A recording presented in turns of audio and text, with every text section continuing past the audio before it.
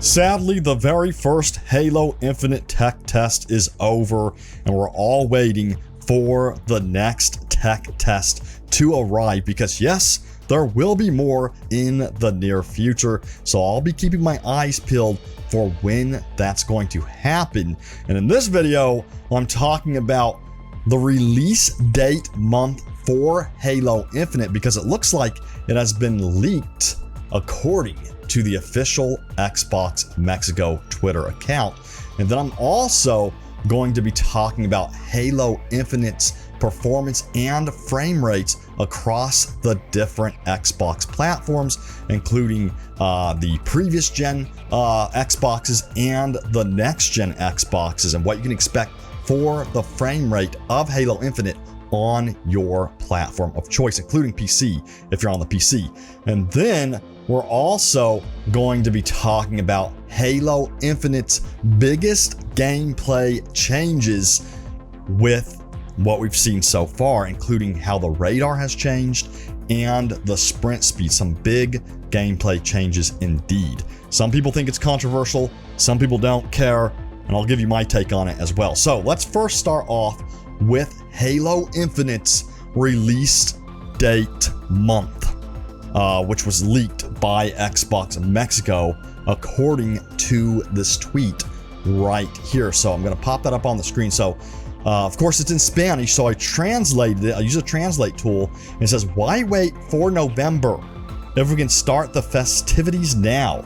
And basically they're advertising this Krispy Kreme donut campaign here, because Krispy Kreme is working with Halo on some type of advertising campaign. They say, "Xbox Mexico and Krispy Kreme, we celebrate 20 years of the Master Chief with a special edition Halo Infinite donut, available July 30th. So that's pretty epic indeed. So you can get that donut right now if you have not already.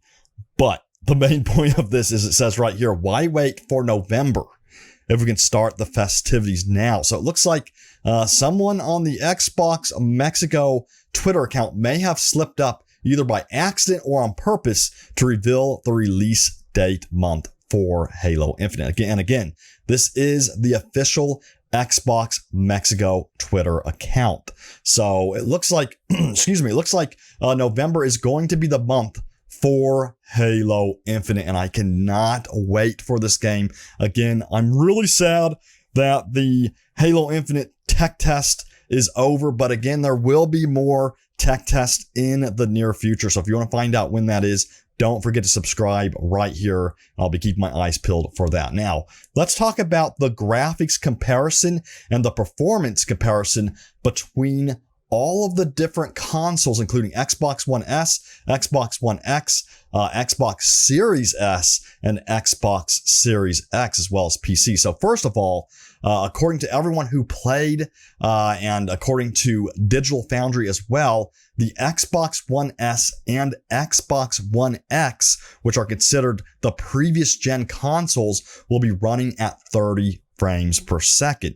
Now, again, these frame rate numbers can change with the final version of the game, but that's what the tech test ran at when people played it. Now, the Xbox Series S and the Xbox Series X will run at either 60 frames per second or 120 frames per second, depending on the performance mode you choose and the monitor or TV you're using. Because of course, to take advantage of the 120 frames per second, you have to have a monitor or TV to take advantage of that frame rate. And I played it at 60 frames per second when I played the tech test, and it was super responsive. Like, the responsiveness of this game was very impressive, and I could not imagine how responsive it's going to be at 120 frames per second, because again, you're getting that double refresh rate, and not only does it affect what you see on the screen, but it also affects the responsiveness of the controller as well. So people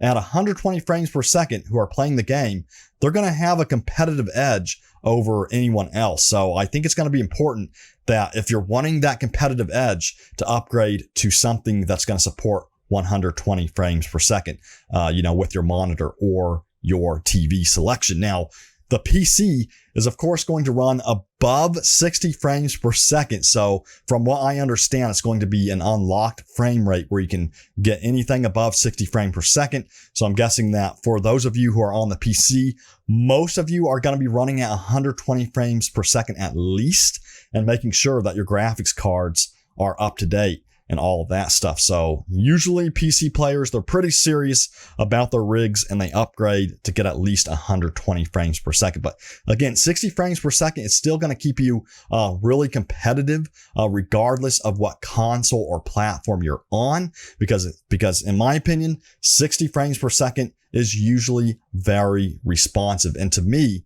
60 frames per second is the industry standard. I think all games moving forward have to support at least 60 frames per second. Now, I did mention that on the Xbox One S and the Xbox One X, which again are the previous gen consoles, that it will be running at 30 frames per second. So unfortunately, those consoles will most likely have a competitive disadvantage when you're playing on multiplayer against those who have a 60 frames per second refresh rate.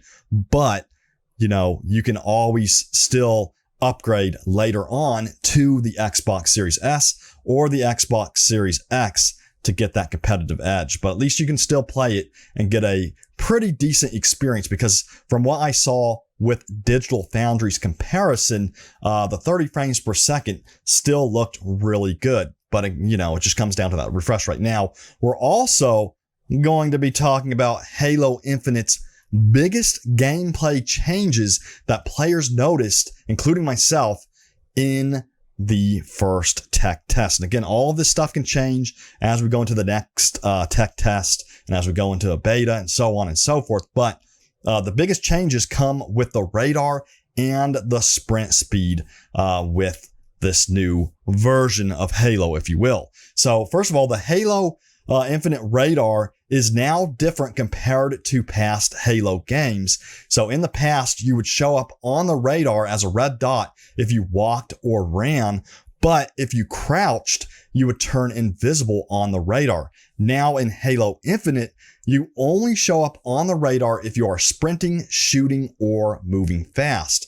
So you can technically walk normally and not be on the radar. Now, some people find this, controversial. Fans are currently split on this design decision regarding the radar. But here is my current take on it. With the new way it works, it prevents people from crouching and camping in corners. Because in past Halo games, people would crouch and camp in corners to avoid being seen on the radar. And also, another reason why I like this change is because it prevents the game from just becoming a red dot chaser type of game. Because if you've heard in the past, people have referred to Halo as the red dot chasing type of game. And, I think this is going to prevent people from always looking at that radar instead of looking at their actual screen, what's in front of them. So I feel like you're going to engage with what's actually happening in the environment instead of just always looking at your radar with this new radar system. So let me know, what do you think in the comments? Do you like the new radar in Halo Infinite? Now, sprint speed appears to have been significantly reduced compared to previous Halo games. And in my opinion, first of all, I didn't really notice it. But this makes the game feel more balanced, because if you are chasing someone or someone is trying to flank you by sprinting around you, you'll be able to anticipate their movements a lot better now compared to the past Halo games. Because in the past, I think the sprint was way too fast. I know that they had to adjust the map size of previous Halo maps when they brought them back to compensate for the fast sprint speed. And right now, with the way the sprint speed is, it feels just right, and I'm really loving it. And again, at first I didn't really even notice it, but once I studied it more, I started realizing just how good the game felt.